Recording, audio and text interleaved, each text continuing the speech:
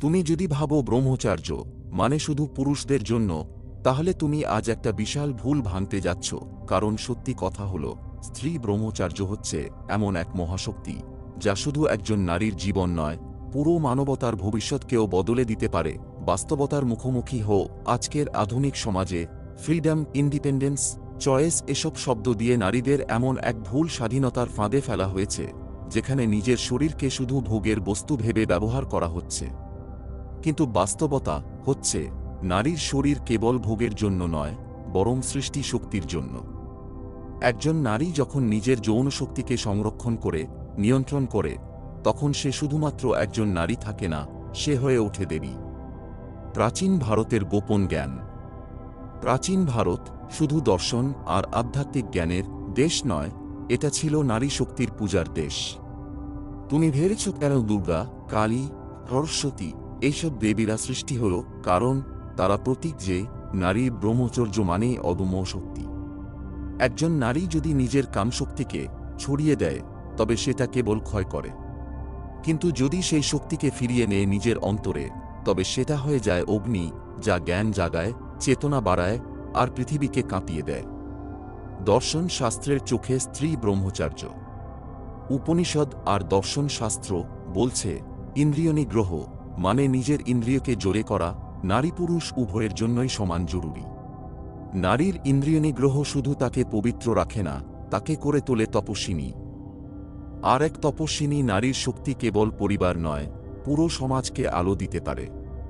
যদি একজন নারী বুঝে যায় তার যৌন শক্তি নষ্ট করার জন্য নয়, বরং জাগ্রত করার জন্য, তাহলে তার ভেতর যে বিস্ফোরণ ঘটবে সেটা বিগ ব্যাংয়ের থেকেও শক্তিশালী। তুমি যদি আজ থেকে নিজের কামনা বাসনাকে কন্ট্রোল করো, তাহলে তুমি আর সাধারণ নারী থাকবে না, তুমি হবে চলমান দেবী।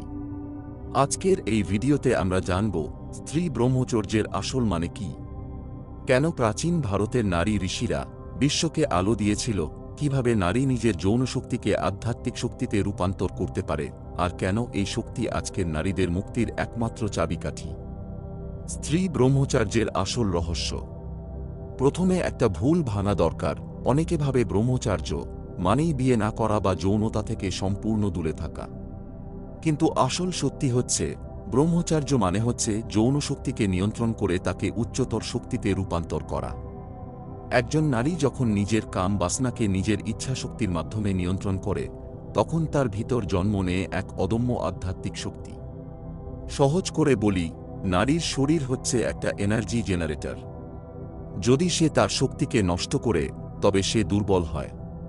কিন্তু যদি সে শক্তিকে ভেতরে ফিরিয়ে নেয়, তবে সে অজ্ঞে হয়। প্রাচীন ভারতের নারী ঋষিরা। প্রাচীন ভারতে নারী কেবল সংসারের প্রতীক ছিল না, তারা ছিলেন আধ্যাত্মিক শক্তির ধারক। মৈত্রেয়ী ঋষি যাজ্ঞবল্ক্যের স্ত্রী, যিনি কামনাকে ত্যাগ করে বলেছিলেন, ধন সম্পদ দিয়ে অমরত্ব হয় না, শুধু ব্রহ্মজ্ঞানের দ্বারাই হয়, এটা স্ত্রী ব্রহ্মচার্যের সবচেয়ে বড় ঘোষণা। গার্গী, যিনি উপনিষদের সময় দার্শনিক বিতর্কে অংশ নিয়েছিলেন এবং নিজের ব্রহ্মচর্যের শক্তিতে ঋষি মুনিদেরও চ্যালেঞ্জ করেছিলেন, তার তপস্যা দেখিয়ে দিল, নারীর জ্ঞান যখন ব্রহ্মচর্যে পবিত্র হয়, তখন সেটা মহাজাগতিক সত্যকেও ছুঁতে পারে।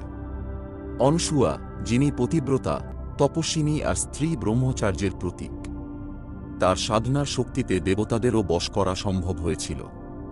ভাবত, আজকের দিনে এমন নারী যদি জন্মায়, তবে কি পৃথিবী বদলাবে না? ব্রহ্মচর্যের মাধ্যমে আধ্যাত্মিক রূপান্তর। একজন নারী যখন নিজের কামনাকে কন্ট্রোল করে, তখন তার ভেতরের শক্তি রূপান্তরিত হয় যৌন শক্তি, সৃজনশীল শক্তি, কামনা ধ্যান শক্তি, শরীরের মোহ, স্পিরিচুয়াল ফ্রিডম। উদাহরণ, একজন সাধারণ নারী যদি প্রতিদিন নিজের কামনাকে নষ্ট করে, তবে সে দুর্বল হয়, ক্লান্ত হয়, মানসিক অশান্তিতে ভোগে। কিন্তু একজন ব্রহ্মচারিণী নারী নিজের এই শক্তিকে ফিরিয়ে নিলে, সে একদিকে হয় মানসিকভাবে পরিষ্কার, অন্যদিকে আধ্যাত্মিকভাবে জেগে ওঠে। স্ত্রী ব্রহ্মচার্যের প্র্যাকটিস। প্রশ্ন আসতে পারে, কিভাবে একজন নারী এই ব্রহ্মচর্য পালন করবে? প্রাচীন ঋষিরা কয়েকটা গোপন প্র্যাকটিস করতেন। 1. ধ্যান বা মেডিটেশন, প্রতিদিন নিজের প্রাণায়াম আর ধ্যানের মাধ্যমে যৌন শক্তিকে ভেতরে ফিরিয়ে নেওয়া। 2. মন্ত্র জপ, যেমন ওম শ্রীং হ্রিং ক্লিং, এই ধ্বনিগুলো যৌন শক্তিকে মহাশক্তিতে রূপান্তর করে।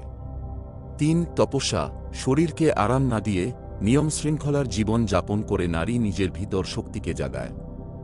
4. ব্রহ্মচর্য ব্রত, কামনা বাসনার টান এলে তাতে ভেঙে না পড়ে চেতনার শক্তিতে রূপান্তর করা। এটাই হচ্ছে আসল সুপার পাওয়ার। ভাবো তো, আজ যদি একজন নারী সিদ্ধান্ত নেয়, আমি আমার যৌন শক্তি নষ্ট করব না, আমি তাকে জাগাবো, তাহলে কি হবে জানো? তার এক একটা চিন্তা হবে বুলেটের মতো শক্তিশালী, তার এক একটা বাক্য হবে বজ্রপাতের মতো, তার এক একটা উপস্থিতি পুরো সমাজকে আলো দিয়ে ভরিয়ে দেবে। এটাই স্ত্রী ব্রহ্মচার্যের আসল রহস্য। নারী যদি নিজের ভেতরের শক্তিকে জাগায়, তবে সে শুধু একজন নারী থাকে না, সে হয়ে ওঠে মহাশক্তি, জগজ্জননী। স্ত্রী ব্রহ্মচার্য মানে শুধু যৌন সংযম নয়, এটা হল নিজের শক্তিকে ভেতরে ফিরিয়ে নেওয়া, তাকে জ্ঞানে রূপান্তর করা, তাকে আলোর উৎসে পরিণত করা। এটাই সেই গোপনীয় জ্ঞান যেটা প্রাচীন ভারত জানত। এটাই সেই শক্তি যেটা আজকের নারী ভুলে গেছে। আর এটাই সেই শক্তি যা যদি আজ ফিরিয়ে আনা যায়, তবে নারী হবে না শুধু মুক্ত, বরং হবে দেবী। এবার আমরা ঢুকব নারীর যৌন শক্তি থেকে আধ্যাত্মিক শক্তি, বিজ্ঞান ও দর্শনের মিলনে। যৌন শক্তি এক অদৃশ্য পারমাণবিক শক্তি। তুমি জানো কি, একজন নারীর শরীরে যে যৌন শক্তি জমা থাকে সেটা একটা পারমাণবিক বোমার শক্তির সমান। কেন জানো?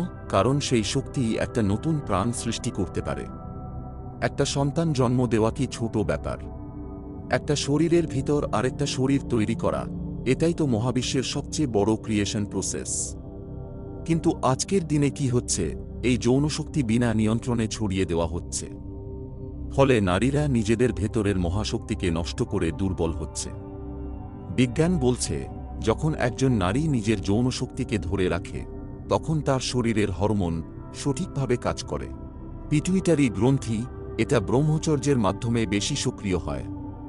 ফলে নারীর চিন্তা শক্তি, স্মৃতি আর মনোযোগ 10 গুণ বেড়ে যায়। পাইনিয়াল গ্রন্থি, যেটাকে আধ্যাত্মিক দৃষ্টিতে তৃতীয় নয়ন বা থার্ড আই বলা হয়, স্ত্রী ব্রহ্মচর্য এই গ্রন্থিকে জাগিয়ে তোলে। ফলে নারী ভবিষ্যৎ দর্শন পর্যন্ত করতে পারে। নার্ভাস সিস্টেম, যৌন শক্তিকে ভেতরে ফিরিয়ে নিলে পুরো স্নায়ুতন্ত্র বিদ্যুতের মতো শক্তি পায়। ফলে নারী হয় শান্ত, দৃঢ় আর মানসিকভাবে অপরাজ্যে। অর্থাৎ বিজ্ঞানও প্রমাণ করছে, স্ত্রী ব্রহ্মচর্য মানে সুস্থ মস্তিষ্ক, সুস্থ শরীর আর সুস্থ আত্মা। দর্শন শাস্ত্রের চোখে শক্তি রূপান্তর। উপনিষদ বলছে, যৌন শক্তি হচ্ছে ওজস, আর সেই ওজসই রূপান্তরিত হয় তেজস। এ ওজস জীবন শক্তি, যা শরীরকে টিকিয়ে রাখে। তেজ আত্মার দীপ্তি, যা মানুষের মুখমণ্ডলকে আলোকিত করে। সহজ কথায়, যৌন শক্তি যদি বাইরে নষ্ট হয়, শরীর দুর্বল, মন অস্থির। যৌন শক্তি যদি ভেতরে সঞ্চিত হয়, মুখমণ্ডলে দীপ্তি, মনে শান্তি, আত্মায় জাগরণ। নারীর ভেতরের দেবী জাগরণ। তুমি কি লক্ষ্য করেছ, যখন কোনো নারী সত্যিকারের তপস্যা করে, ধ্যান করে বা ব্রহ্মচর্য পালন করে, তার মুখমণ্ডল থেকে অদ্ভুত আলো ছড়িয়ে পড়ে? এটা কোনো মেকআপ বা কসমেটিক্স নয়, এটা হলো ওজসের দীপ্তি। প্রাচীন ভারতীয় দর্শন বলছে, যে নারী নিজের কামশক্তিকে ত্যাগ করে ভেতরের শক্তিকে জাগায়, তার ভিতরে দেবী শক্তি জন্ম নেয়। সে শুধু একজন নারী থাকে না, সে হয়ে ওঠে শক্তির মূর্তি। ভাবো তো, আজকের দিনে যদি 100 জন নারী ব্রহ্মচর্য পালন শুরু করে, তবে কি হবে জানো? সমাজের মানসিক দূষণ 50% কমে যাবে, পরিবারে শান্তি 10 গুণ বাড়বে, আর প্রতিটি নারী হয়ে উঠবে এমন এক আলো যা চারপাশের অন্ধকারকে গিলে ফেলবে। এটাই সেই শক্তি যা নারীদের হাতেই আছে, কিন্তু তারা জানে না। আধ্যাত্মিক প্র্যাকটিস, বৈজ্ঞানিক সাপোর্ট। আজকের সাইকোলজি বলছে, যে নারী নিজেকে সংযমে রাখে, তার উইল পাওয়ার অন্যদের চেয়ে বহুগুণ বেশি। আবার যোগশাস্ত্র বলছে, যৌন শক্তি যখন মূলাধার চক্রতে জমা থাকে, তখন সেটা সাধারণ কামনা সৃষ্টি করে। কিন্তু যখন সেটা ব্রহ্মচর্যের মাধ্যমে ওপরে উঠে সহস্রার চক্র এ পৌঁছায়, তখন নারী হয়ে যায় মহাজাগতিক শক্তির সঙ্গে যুক্ত। স্ত্রী ব্রহ্মচর্য কোনো কল্পকাহিনী নয়, এটা হল বিজ্ঞান দ্বারা প্রমাণিত এক এনার্জি সিস্টেম, দর্শন দ্বারা ব্যাখ্যা করা আধ্যাত্মিক শক্তি আর প্রতিটি নারীর মুক্তির একমাত্র পথ। যে নারী নিজের যৌন শক্তিকে ভেতরে ফিরিয়ে নেবে, সে হবে না শুধু একজন নারী, সে হয়ে উঠবে শক্তির মূর্তি, জাগ্রত দেবী আর ভবিষ্যতের আলো। এবার আমরা ঢুকতে যাচ্ছি স্ত্রী ব্রহ্মচর্যের সামাজিক প্রভাব ও আধুনিক নারীর প্রয়োজনীয়তা। স্ত্রী ব্রহ্মচর্যের সামাজিক প্রভাব। আজকের আধুনিক নারীর জন্য এর প্রয়োজনীয়তা। প্রাচীন বনাম আধুনিক জীবনের তুলনা। শোনো, একটা পরিবার, একটা সমাজ, একটা জাতি, সবকিছুর মূল ভিত্তি হচ্ছে নারী। যদি নারী দুর্বল হয়, তবে পুরো জাতি দুর্বল হয়। আর যদি নারী শক্তিশালী হয়, তবে কোনো শক্তি সেই জাতিকে থামাতে পারে না। আজকের রিয়ালিটি, নারীদের বোঝানো হয়েছে যে তাদের সৌন্দর্য মানে শুধু বাহ্যিক রূপ, সাজগোজ আর ভোগ্যপণ্য। কিন্তু প্রাচীন ভারত বলেছে, নারীর আসল সৌন্দর্য হল তার তপস্যা, তার জ্ঞান আর তার অন্তর্নিহিত আলো। স্ত্রী ব্রহ্মচর্যের সামাজিক প্রভাব। ভাবো তো, যদি একজন নারী নিজের যৌন শক্তিকে অপচয় না করে, বরং সেই শক্তিকে জ্ঞানে, প্রজ্ঞায়, সৃজনশীলতায় ব্যবহার করে, সে হবে একজন আলোকময়ী মা, যে সন্তানকে শুধু জন্ম দেয় না, তাকে দেবতুল্য মানুষ করে তোলে। সে হবে একজন শক্তিশালী স্ত্রী, যে শুধু সংসার চালায় না, বরং স্বামীকে আধ্যাত্মিক জাগরণের পথে ঠেলে দেয়। সে হবে একজন আধ্যাত্মিক নারী, যে সমাজে শান্তি, জ্ঞান আর সাহস ছড়িয়ে দেয়। সমাজ তখন কেমন হবে? খুন, ধর্ষণ, প্রতারণা, ভোগবাদ, এগুলো 90% কমে যাবে। কারণ যখন নারীর শক্তি জাগ্রত হয়, তখন পুরুষও পথভ্রষ্ট হতে পারে না। প্রাচীন ভারতের উদাহরণ। প্রাচীন যুগে স্ত্রী ব্রহ্মচর্য মানে ছিল নারীর অভ্যন্তরীণ বিপ্লব। সীতা, রামের স্ত্রী হলেও তার ব্রহ্মচর্য ও তপস্যার শক্তিতে অগ্নি পরীক্ষা উত্তীর্ণ হয়েছিলেন। দ্রৌপদী 5 স্বামীর স্ত্রী হয়েও তার ব্রহ্মচর্য মানে ছিল ইন্দ্রিয় নিগ্রহ, আত্মসংগ্রাম আর ধর্মের জন্য লড়াই। ললিতা ও ত্রিপুরা সুন্দরী, তন্ত্রশাস্ত্রে বলা হয়েছে, তারা ছিলেন এমন নারীর প্রতীক যারা যৌন শক্তিকে আধ্যাত্মিক শক্তিতে রূপান্তর করেছিলেন। ফলাফল, যখন নারীরা পবিত্র, সমাজও পবিত্র। যখন নারীরা অধঃপতিত, তখন পুরো সমাজও অন্ধকারে ডুবে যায়। আধুনিক নারীর প্রয়োজনীয়তা। এখন প্রশ্ন হল, আজকের আধুনিক নারীর জন্য স্ত্রী ব্রহ্মচর্য কতটা জরুরি? আজকের মেয়েরা বড় হচ্ছে সোশ্যাল মিডিয়ার ভোগবাদী দুনিয়ায়। Trends, fashion, reels, party culture, এতে শরীর হয়তো সাজানো যাচ্ছে, কিন্তু আত্মা ভেতর থেকে শুকিয়ে যাচ্ছে। সত্যি হল, নারী যদি শুধু বাহ্যিক সৌন্দর্যে ডুবে যায়, তবে তার ভেতরের শক্তি মরে যাবে। কিন্তু যদি সে ব্রহ্মচর্যের মাধ্যমে নিজের যৌন শক্তিকে আধ্যাত্মিক শক্তিতে রূপান্তর করে, তবে সে হবে অপরাজেয় নারী। শোনো, আজকের দিনে তুমি যদি ব্রহ্মচর্য পালন করো, মানুষ তোমাকে নিয়ে মজা করবে। তারা বলবে, এটা পুরনো কনসেপ্ট, এখনকার যুগে এটা অসম্ভব। কিন্তু সত্যিটা হলো, যারা আজকে তোমাকে নিয়ে হাসবে, আগামীকাল তারা তোমার কাছে মাথা নত করবে। কারণ তুমি যখন নিজের শক্তিকে ধরে রাখবে, তখন তুমি এমন কিছু অর্জন করবে যা ভোগবাদীরা কোনোদিনই পাবে না। ভাবো তো, একজন সাধারণ নারী দিনে 4 থেকে 5 ঘন্টা ইনস্টাগ্রাম স্ক্রোল করছে, আর অন্যদিকে একজন নারী ব্রহ্মচর্য আর ধ্যান করছে। কে বেশি শক্তিশালী হবে? অবশ্যই যে ব্রহ্মচর্য পালন করছে। সামাজিক পরিবর্তনের চাবিকাঠি। নারী যদি নিজের যৌন শক্তিকে অপচয় না করে, বরং তা আধ্যাত্মিক শক্তিতে রূপান্তর করে, তাহলে সমাজে 3টা বড় পরিবর্তন আসবে। 1.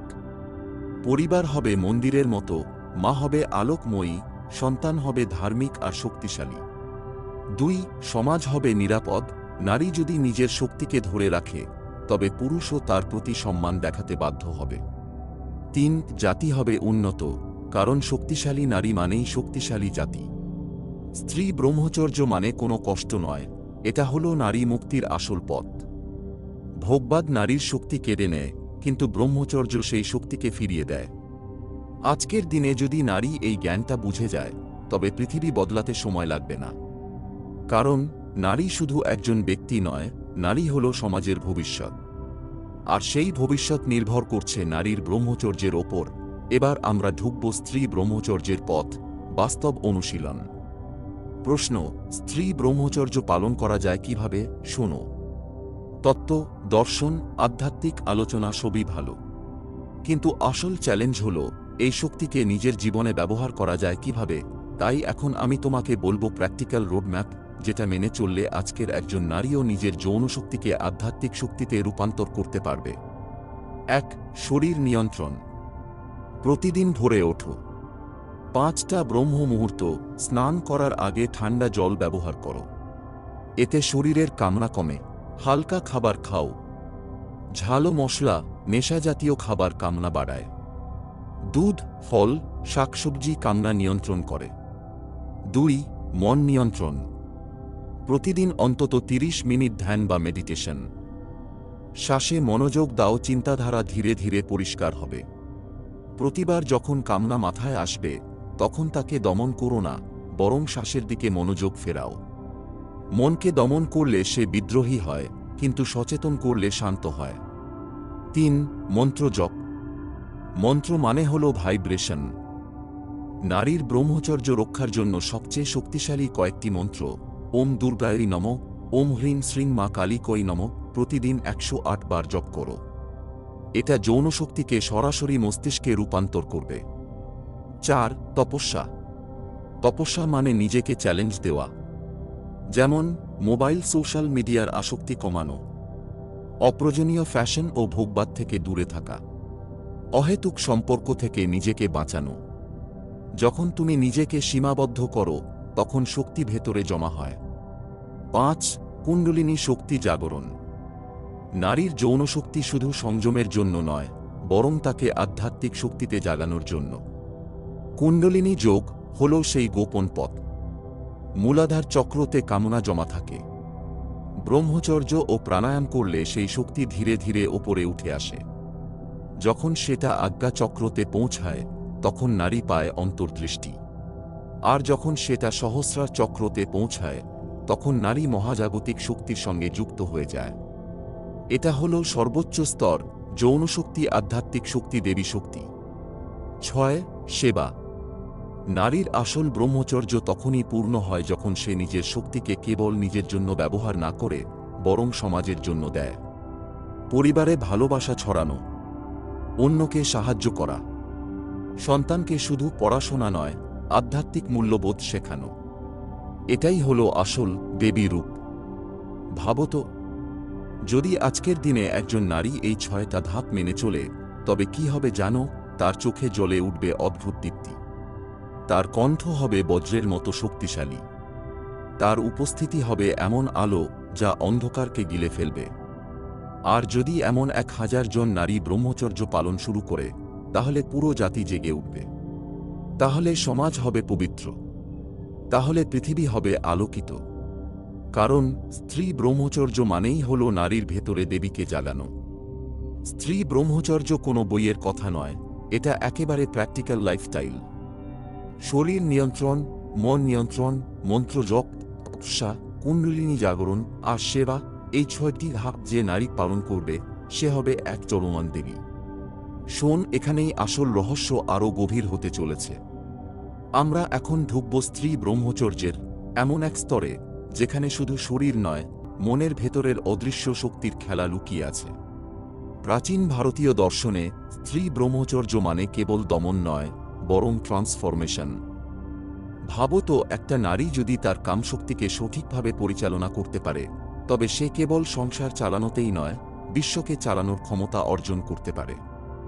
উপনিষদ বলে, যার শক্তি ভিতরে কেন্দ্রীভূত তাকে কোনো বাহ্যিক ঝড় নাড়াতে পারে না।